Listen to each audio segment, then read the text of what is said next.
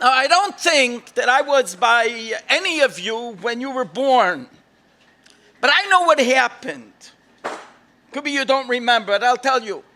The moment you were born, the doctor grabbed you and gave you gave you a couple of patch. And the question is, why should he give you patch? You didn't do anything wrong yet. You didn't talk with anybody with chutzpah. You didn't fight with your brothers. You didn't make any chores in school. Why did you get patched the moment you were born? Does anybody know? All right. Tavshin Lamed Ches, when there was the incident that we heard at length from Rabbi Groner, from Rabbi Zarchi, I wasn't here. I was on Shlichus. We were here. Not physically, but we were here. And I'll tell you the circumstance where we were. We were 11 Bochrim that were sent to Yerushalayim on Shlichus in Tavshin Lamed Vav. And it was Simchas Torah. And 3 of us kept 1 day Yontif. When we came there as Bochrim, so we didn't know we were coming back. We were sent permanently. We sent for a long time. So some of the Bochrim decided, those that kept the keys from their room in 1414, or 749, that's a sign that they're going to come back.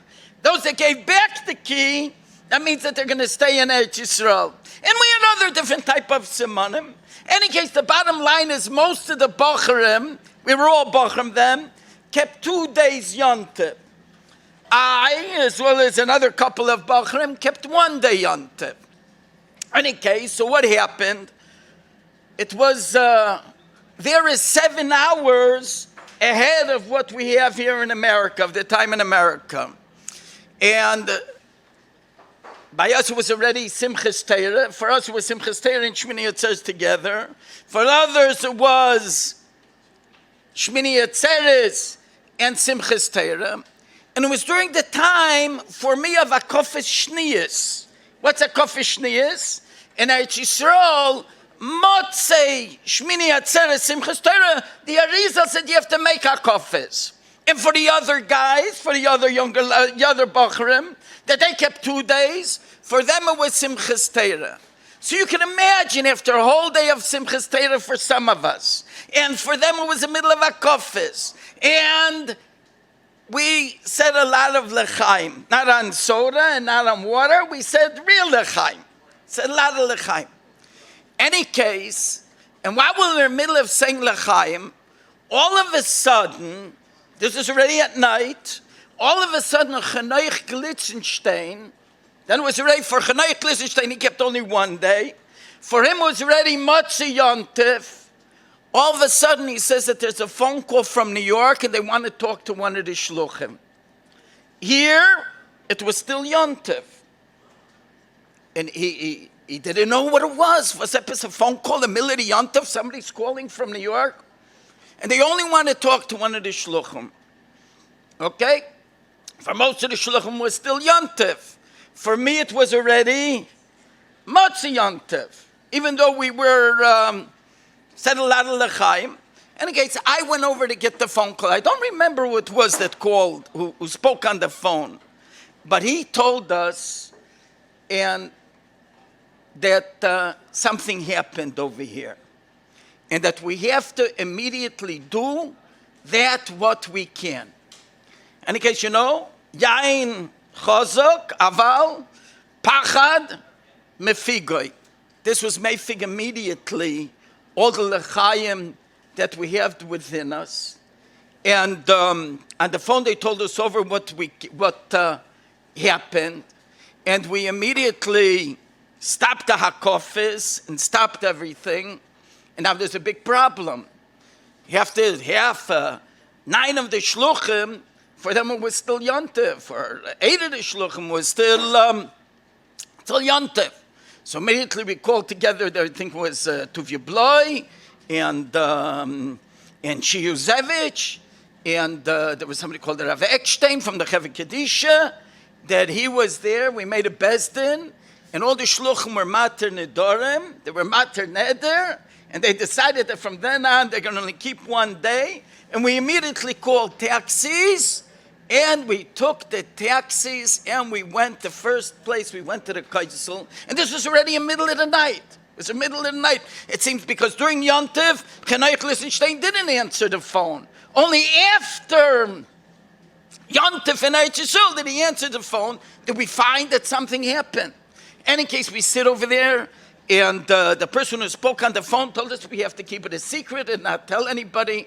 But we were sitting over there with Shia Zevich. She says, what does it mean not tell anybody? Tomorrow morning, it's going to be in all the papers. For sure, there's Israelis over there. They go ahead and be medaveach, and they'll tell everybody what happened.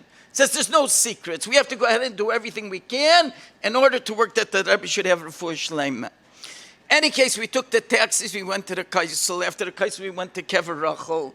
And from Kever Rachel, we went to Chevron, to Marsa Machpelah. And by everybody, by Avram Avinu, Yitzchak Avinu, Yankov Avinu, Sarah, Rivka, Rachel, Leah, by each one of them, the Seder was that we sang the Alter Rebbe's Nigin.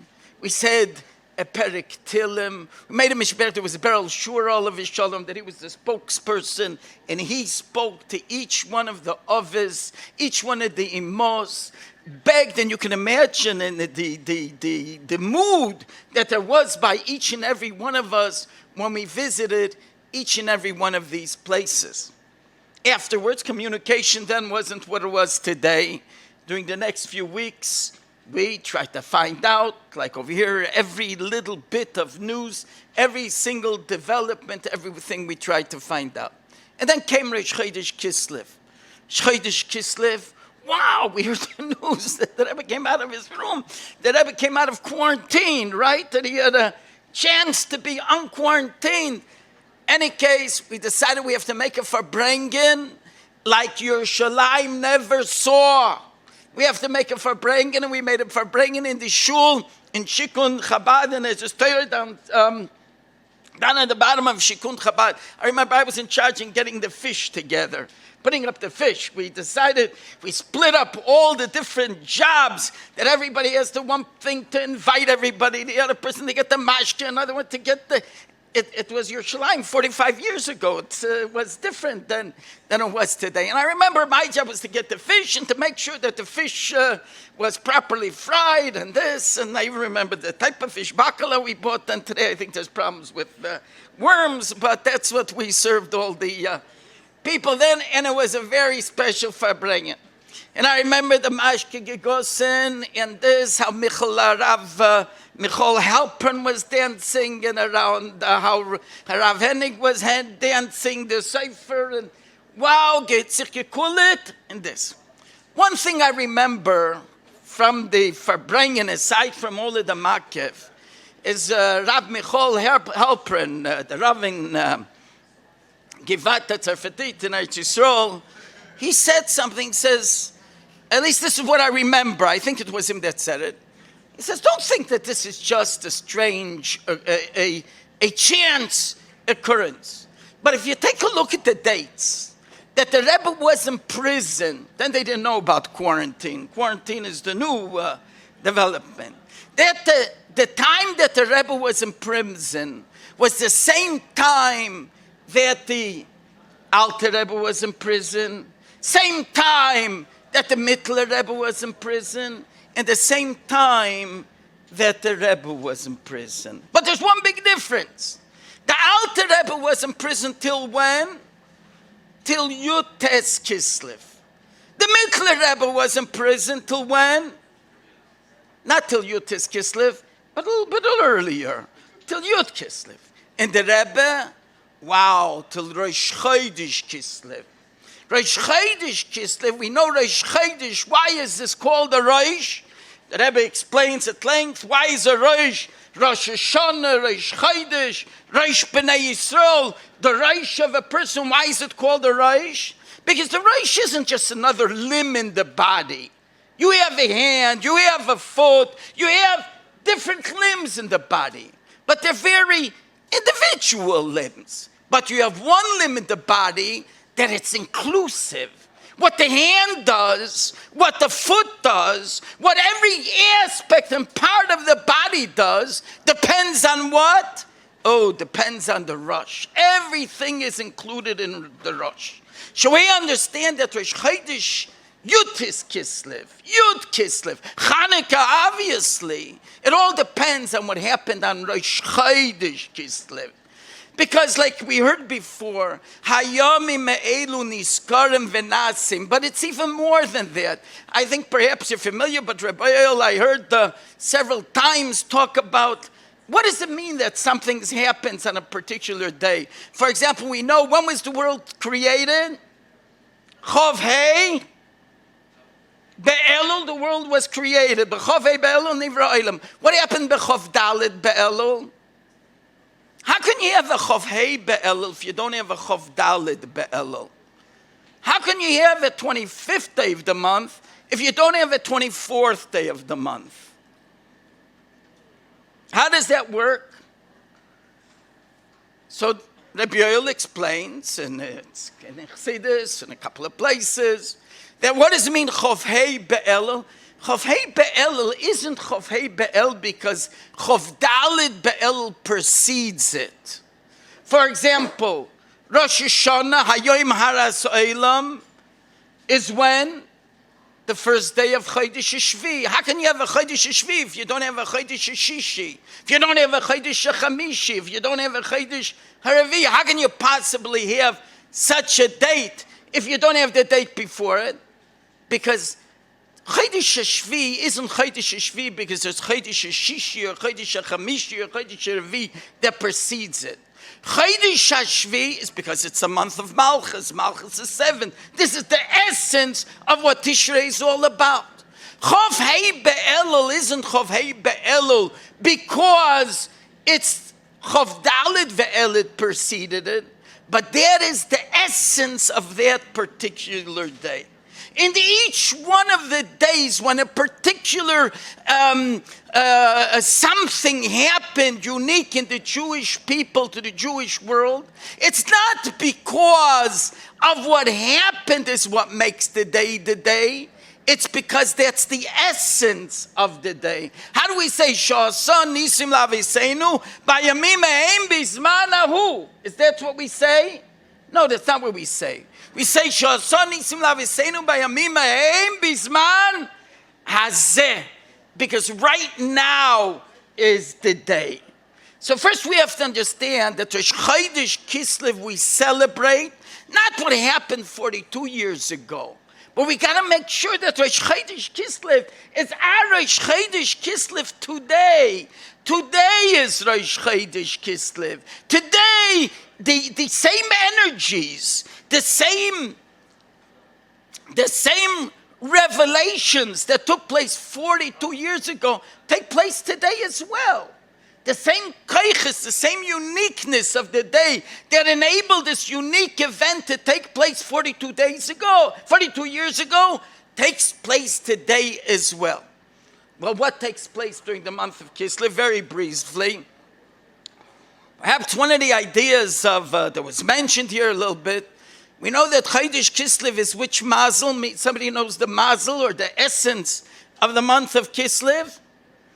What's the mazel of Chodesh Kislev? Somebody know? Keshes. Keshes. What do we know about a Keshes? What do we know about a Keshes? What's a Keshes? Is a rainbow. And we know about a rainbow that the Eibishter gave to Noach, that's the Eis Bris, to have the rainbow. And the Tzemach Tzedek explains why and how is a Keshes an Eis Bris between the world and the Eibishter.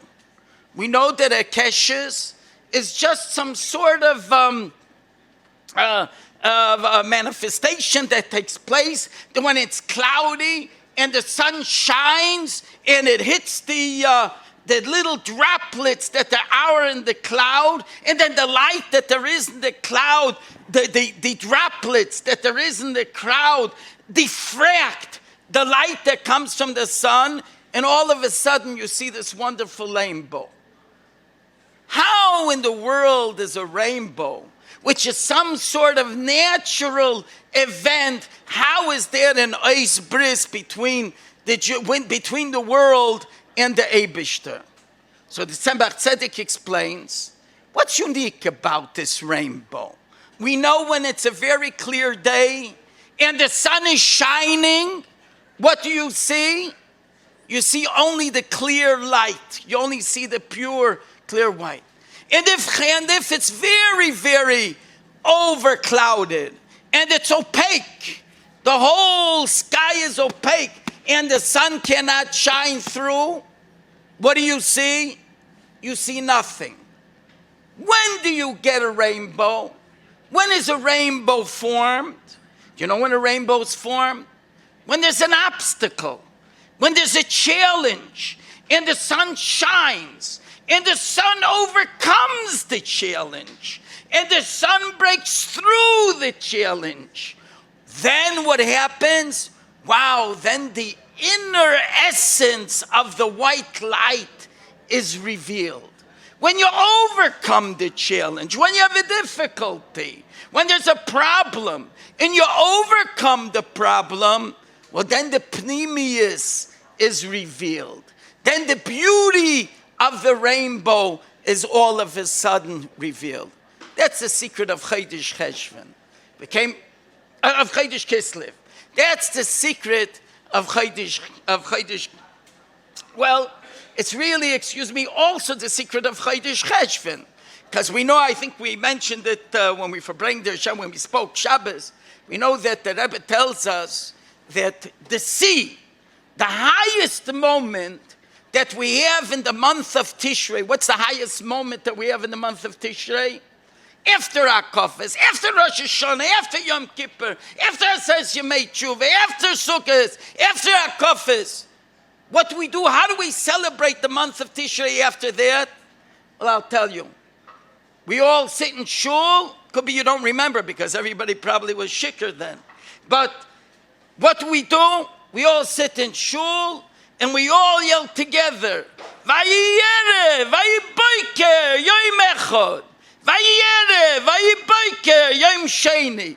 Vayiyere, vayiboiker, yoim... Boker tov, Rabbi Isai. Good morning. What are you saying when you say Vayiyere, vayiboker? What statement are we making? Everybody yells it. Vayiyere, vayiboker. What are we saying when we yell Vayiyere, vayiboker?